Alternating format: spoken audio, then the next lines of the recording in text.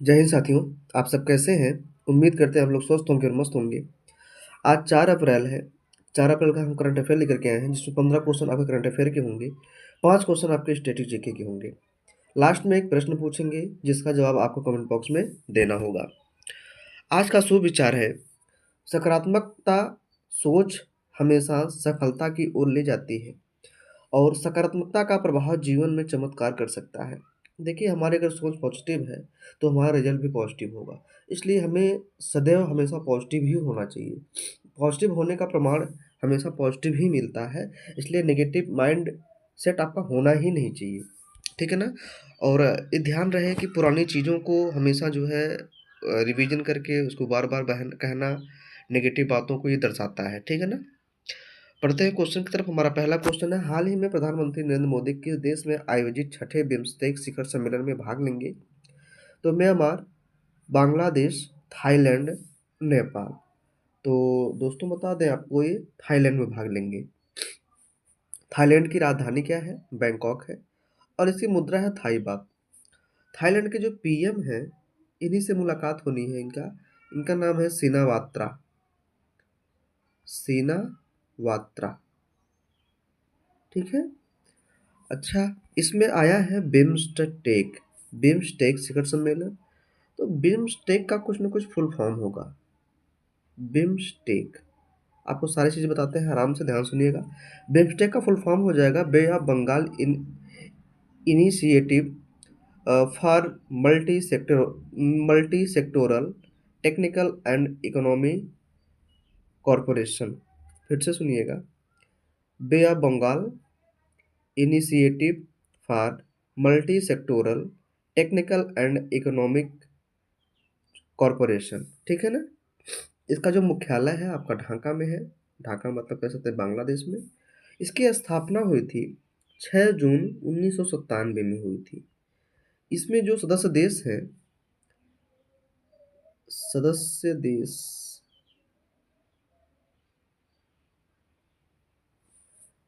BIMSTEC में, देखिए ध्यान नहीं आ रहा है। अच्छा हाँ, याद आ गया। इसमें देखिए जो सदस्य देश हैं, बांग्लादेश है, भूटान है, भारत है, नेपाल है, श्रीलंका है, म्यांमार है, थाईलैंड है। ठीक है ना? थाईलैंड बाद में जुड़ा हुआ था। ठीक है ना? चलिए, बात आती है अन्य ऑप्शन की। म्यांमार। म्यांमार की राजधानी क्या है? नेपिता। राजधानी क्या है? नेपिता। मुद्रा क्या हो जाएगी? क्यात हो जाएगी। बांग्लादेश की राजधानी ढाका, मुद्रा क्या हो जाएगी? टका। नेपाल की राजधानी काठमांडू, मुद्रा क्या हो जाएगी? नेपाली रुपया। आगे चलते हैं। हाल ही में केंद्र सरकार ने किसे भारतीय रिजर्व बैंक का नया डिप्टी गवर्नर नियुक्त किया है? पूनम गुप्ता, निधि तिवारी, अरुंधति भट्टाचार्य, शुभलक्ष्मी पानसे। तो पूनम गुप्ता को जो है डिप्टी गवर्नर बनाया गया। आपको बता दें, 14 साल में पहली बार डिप्टी गवर्नर बनाया गया है। आरबीआई ने बनाया है। आरबीआई की सरकार ने किया है नियुक्त। तो 14 साल में पहली बार हुआ है। और ये है जो पूनम गुप्ता है, एक अर्थशास्त्री हैं। ठीक है ना? और पहली महिला भी है। 14 साल में पहली महिला जो है डिप्टी गवर्नर पे पद पे रही है। बात आती है आरबीआई की। आरबीआई की स्थापना कब हुई थी? 1 अप्रैल 1935 को हुई थी। ठीक है ना? इसका जो है मुख्यालय मुंबई में है। और आरबीआई का फुल फॉर्म की बात करें तो इसका फुल फॉर्म हो जाएगा रिजर्व बैंक ऑफ इंडिया।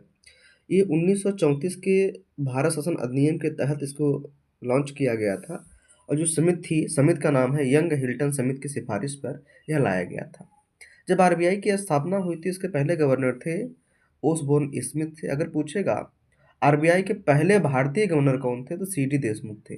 वर्तमान में गवर्नर कौन है? संजय मल्होत्रा है। बहुत बढ़िया, आगे चलते हैं।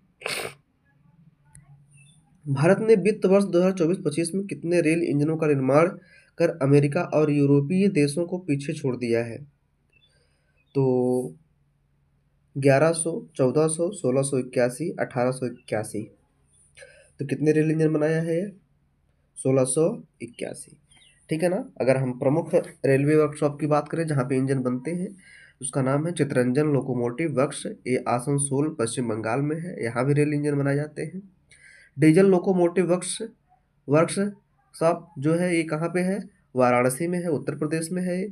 Integral coach factory Chennai Tamil Nadu. ये प्रमुख स्थान है जहाँ पे रेलवे के इंजन बनाए जाते हैं।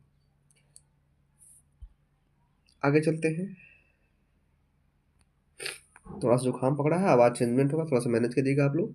हाल ही में अमेरिकी राष्ट्रपति ने भारत पर कितने प्रतिशत रियायती पारस्परिक ट्रैफिक की घोषणा की है? 26, 36, 46, 56%। कितने प्रतिशत की घोषणा की है इन्होंने? 26% की घोषणा की है। जब से अमेरिकी राष्ट्रपति डोनाल्ड ट्रंप बने हैं तब से जो है तरह तरह के टैक्स लेकर के जो है लेकर आ रहे हैं। ठीक है, आगे चलते हैं। वित्त वर्ष 2024-25 में भारत ने कितने लाख से अधिक इलेक्ट्रॉनिक दोपहिया वाहनों को सब्सिडी दी है? 5 लाख, 8 लाख, 10 लाख, 20 लाख। तो यह 10 लाख इलेक्ट्रिक वाहनों को क्या दिए हैं? सब्सिडी दिया गया है। ठीक है ना, आगे चलते हैं। हाल ही में हाल ही में कहाँ international shooting sports federation ISSF विश्व कप की शुरुआत हुई है? नई Delhi, Baku, Buenos Aires, Sydney. तो कहाँ हुआ है? ब्यूनस आयर्स में हुआ है। ब्यूनस आयर्स जो है अर्जेंटीना की राजधानी है। इसकी मुद्रा क्या हो जाएगी? पेसो हो जाएगी, अर्जेंटीनाई पेसो। अच्छा, अगर हम बात करें ISSF की, तो इसकी स्थापना हुई थी 17 जुलाई 1907 को हुई थी। कब हुई थी? 17 जुलाई 1907 को हुई थी। अच्छा, ये है क्या?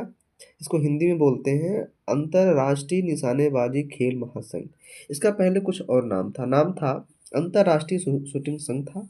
ये जो नाम बदला गया है 1998 में नाम पड़ा है इंटरनेशनल शूटिंग स्पोर्ट्स फेडरेशन। ठीक है, बहुत बढ़िया, आगे चलते हैं।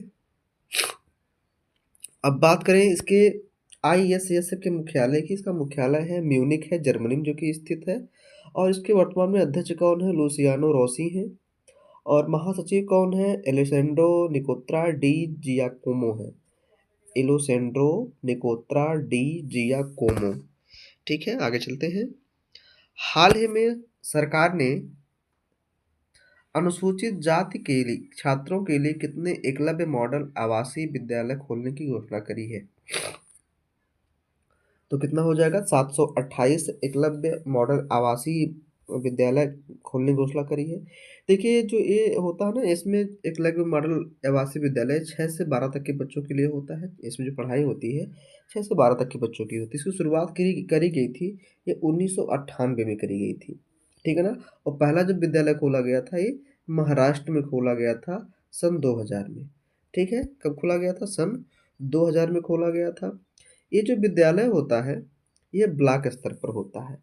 ठीक है ना, यह ब्लॉक स्तर पे होता है। इसमें लड़के और लड़कियां दोनों पढ़ते हैं और दोनों के लिए अलग अलग हॉस्टल की सुविधा होती है। साथ में मेस की सुविधा, खेल का मैदान, उच्चम शिक्षण संस्थान। ठीक है ना, 6 से 12 तक की पढ़ाई। खास बात आपको ये बता दें, इस विद्यालय की स्थापना संविधान के अनुच्छेद 275 के फर्स्ट के तहत दी जाने वाली अनुदान राशि से की जाती है, ध्यान रहे। अनुच्छेद 275 के फर्स्ट के तहत दी जाने वाली अनुदान राशि से की जाती है, ध्यान दीजिएगा। किसके लिए है बाबू? ये अनुसूचित जाति के लिए है।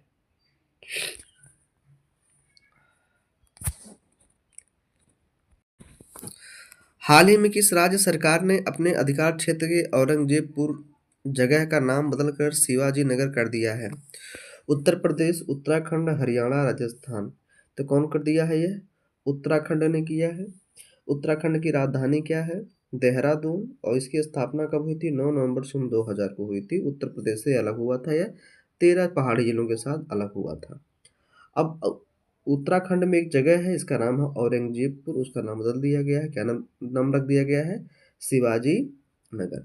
अब बात आती है उत्तराखंड की। उत्तराखंड के वर्तमान CM कौन है? तो पुष्कर सिंह धामी है। वर्तमान गवर्नर कौन है? गुरमीत सिंह है।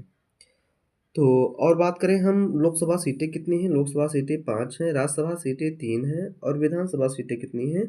71 हैं। कहाँ की? उत्तराखंड की। और भाइयों मैं अगर बता दूं, उत्तराखंड के राजकीय पशु क्या है? तो राजकीय पशु है कस्तूरी मृग है। पक्षी क्या है? हिमालयन मोनाल है। हिमालयन मोनाल है। वृक्ष क्या है? बुरांश है। मछली क्या है? गोल्डन महसीर है।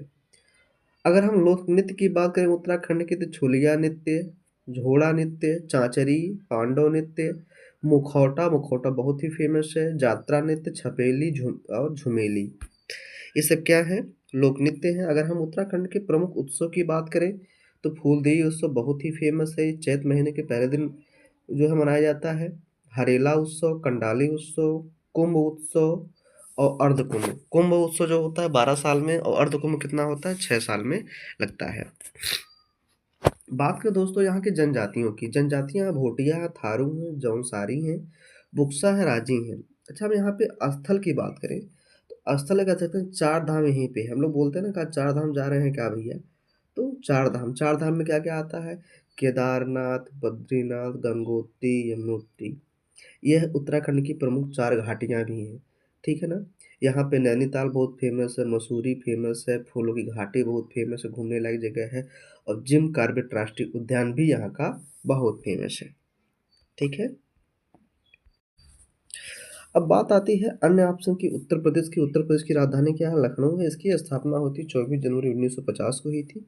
जो यहाँ की विधानसभा सीटें हैं 403 हैं, लोकसभा सीटें 80 हैं, राज्यसभा सीटें 31 हैं और विधान परिषद की सीटें 100 हैं, ठीक है ना? हरियाणा है। हरियाणा की स्थापना कब हुई थी?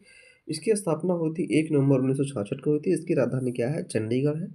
राजस्थान की राजधानी जयपुर है। इसे पिंक सिटी के नाम से भी जानते हैं। 30 मार्च 1949 को इसकी स्थापना हुई थी।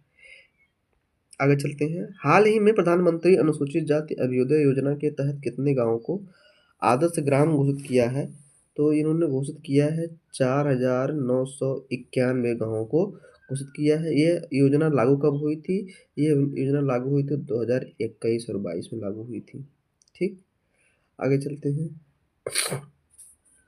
हाल ही में शर्ली भोसले राष्ट्रमंडल महासचिव का पद संभालने वाली पहली महिला बनी है। तो राष्ट्रमंडल महासचिव का पद संभालने वाली पहली महिला बनी है। ये कहाँ की हैं? एशियाई हैं, अफ्रीकी हैं, यूरोपीय हैं, अमेरिकी हैं। तो दोस्तों आपको बता दें कहाँ की हैं, ये अफ्रीकी हैं। राष्ट्रमंडल की महासचिव बनी है, पहली महिला बनी है। हमारे राष्ट्रमंडल में कुल 54 देश का संगठन है और जो संगठन बनाया है वो जो है कभी ब्रिटिश साम्राज्य का एक हिस्सा थे, ठीक है ना? राष्ट्रमंडल का प्रमुख कौन होता है? राष्ट्रमंडल का जो प्रमुख होता है वो ब्रिटिश सम्राट ही होता है। कौन होता है? ब्रिटिश सम्राट होता है। वर्तमान में ब्रिटिश सम्राट है कौन? चार्ल्स तृतीय हैं। अगर हम बात करें राष्ट्रमंडल का सचिवालय कहाँ है तो कह सकते हैं यह लंदन में है। कहाँ है? लंदन में है। आगे चलते हैं। हाल ही में किसे उत्तर प्रदेश अनमोल रत्न पुरस्कार से सम्मानित किया गया है? निखिल सिंघल, अक्षय मकर, सौम्या डाबरीवाल, कौशल शेट्टी। तो ये किसे किया गया है? तो किया गया है निखिल सिंघल को किया गया है। तो निखिल सिंघल जो है एक प्रख्यात मीडिया और रणनीतिकार हैं, ठीक है ना? बहुत बढ़िया। इन्हें को दिया गया है उत्तर प्रदेश अनमोल रत्न पुरस्कार दिया गया है। हाल ही में भारत और चीन ने अपने राजनयिक संबंधों को कौन सी वर्षगांठ मनाई है? तो 60वीं, 65वीं, 75वीं, 77वीं। तो कौन सी वर्षगांठ मनवाई है? ये 75वीं हुई है, यानी कि 75 यानी कि 75 साल पूरे हो गए हैं राजनयिक, ठीक है ना? राजनयिक संबंध के। भारत का पहला अंतर्राष्ट्रीय बार और पेय व्यापार उत्सव 2025 आयोजित कहाँ किया गया है? तो ये बाबू हुआ है गुरुग्राम, चंडीगढ़, लखनऊ, नोएडा। कहाँ हुआ है ये? गुरुग्राम में हुआ है। हाल ही में किस राज्य सरकार ने आर्थिक रूप से कमजोर लोगों के लिए अंत्योदय गृह योजना की शुरुआत की है? उड़ीसा, झारखंड, पश्चिम बंगाल, बिहार। तो यह कौन किया है? झारखंड ने किया है। कौन किया है? झारखंड। झारखंड की राजधानी क्या है? रांची है। इसकी स्थापना होती 15 नवंबर सन 2000 को हुई थी। यहाँ के जो सीएम है उनका नाम है हेमंत सोरेन। कौन है? हेमंत सोरेन। इन्होंने क्या किया है? आर्थिक रूप से कमजोर लोगों को अंत्योदय गृह योजना की, जैसे नहीं होता है बीपीएल कार्ड, राशन कार्ड जो मिलता है वही, इसी तरह से है। अगला क्वेश्चन हमारा, हाल ही में किस राज्य ने वर्ष 2029 तक गरीबी उन्मूलन के लिए शून्य गरीबी P4 पहल की शुरुआत की है? तो महाराष्ट्र, गुजरात, आंध्र प्रदेश और उत्तर प्रदेश। तो कौन शुरू किया है यह पहल? आंध्र प्रदेश ने शुरू किया है। तो बात आती है आंध्र प्रदेश की राजधानी है अमरावती और इसकी स्थापना हुई थी 1 नवंबर 56 को, इसमें कुल लगभग 13 ज़िले हैं, लगभग क्या 13 ज़िले हैं ही। यहाँ के सीएम कौन है? चंद्रबाबू नायडू हैं। गवर्नर कौन है? अब्दुल नज़ीर हैं। अगर हम आंध्र प्रदेश की विधानसभा सीटों की बात करें, विधानसभा सीटें यहाँ पे 175 हैं, राज्यसभा सीटें 11 हैं और लोकसभा सीटें कितनी हैं? 25 हैं। राजकीय वृक्ष की बात करें तो राजकीय वृक्ष यहाँ पे है नीम है। राजकीय पशु क्या है? काला हिरन है। मछली क्या है? कुरमा है। फल क्या है? बंगना पल्ले आम है। और पुष्प की अगर बात करें तो यहाँ का जो पुष्प है चमेली है। गाना सुने ही होंगे, चंपा चमेली बड़ी अलबेली, नैना मिला के कहाँ जात बाड़ू। ठीक है ना, मनोज तिवारी का गाना था, बहुत बेहतरीन गाना था उस समय का। खेल क्या है? राजकीय खेल कबड्डी। कबड्डी कबड्डी कबड्डी कबड्डी बोलते हैं ना हम लोग, कबड्डी कबड्डी कबड्डी। आ गया हमारा स्टैटिक जीके। पहला क्वेश्चन है,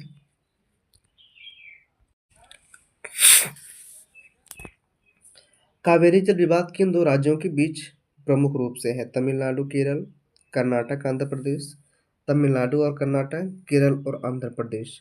तो इसका राइट आंसर हो जाएगा तमिलनाडु और कर्नाटक के बीच में है कावेरी जल विवाद। कौन बताएगा दो राज्यों का विवाद कौन देखता? सुप्रीम कोर्ट या high court? East India company को भारत में व्यापार करने की अनुमति किस मुगल शासक ने दी थी? East India company, east India company की बताते हैं। ईस्ट इंडिया कंपनी की स्थापना हुई थी सन 1600 में हुई थी। कहाँ हुई थी? ब्रिटेन में हुई थी। सन 1603 में क्या होता है? एलिजाबेथ की मृत्यु होती है। एलिजाबेथ वहाँ क्या थी? वहाँ की महारानी थी। सन 1608 में William Hawkins east India company का जहाज लेके भारत आता है और किससे मिलता है? जहांगीर से, यानी कि जहांगीर अनुमति देता है। फिर जाता है, फिर 1613 में आता है ये। 1613 में आता है तो गुजरात के सूरत में अपनी पहली कंपनी स्थापित करता है जहांगीर के परमिशन से। ठीक है ना। निम्नलिखित में से कौन सा भारतीय संविधान की 8वीं अनुसूची में शामिल नहीं है? सब शामिल है, बस राजस्थानी शामिल नहीं है। ठीक है ना। भाषा। आगे चलते हैं। राष्ट्रीय आपदा प्रबंधन प्राधिकरण का अध्यक्ष कौन होता है? प्रधानमंत्री, गृह मंत्री, राष्ट्रपति, रक्षा मंत्री। तो आपको बता दें कौन होता है? हमेशा प्रधानमंत्री होता है। एनडीएमए का फुल फॉर्म हो जाएगा नेशनल डिजास्टर मैनेजमेंट अथॉरिटी। इसकी स्थापना हुई थी 23 दिसंबर 2005 को हुई थी। इसका जो अध्यक्ष होता है हमेशा प्रधानमंत्री होता है। प्रधानमंत्री कौन है? तो नरेंद्र मोदी हैं। गृह मंत्री कौन है? अमित शाह है। राष्ट्रपति कौन है? राष्ट्रपति हैं द्रौपदी मुर्मू। रक्षा मंत्री कौन है? राजनाथ सिंह है। लास्ट क्वेश्चन हमारा है, माल्थस का जनसंख्या सिद्धांत किस पर आधारित है? खाद्य उत्पादन की वृद्धि, मृत्यु दर की गिरावट, जनसंख्या वृद्धि और श्रम आपूर्ति। तो यहाँ पे जनसंख्या की बात हो रही है तो जनसंख्या वृद्धि से है। ऑप्शन नंबर सी सही हो जाएगा। तो हमारा था आज का क्वेश्चन। आज का आपका होमवर्क है ऑस्कर अवार्ड 2025 से किसे सम्मानित किया गया था, यानी किसे सबसे अधिक पुरस्कार मिले हैं। बस आज के लिए इतना ही। Thank you.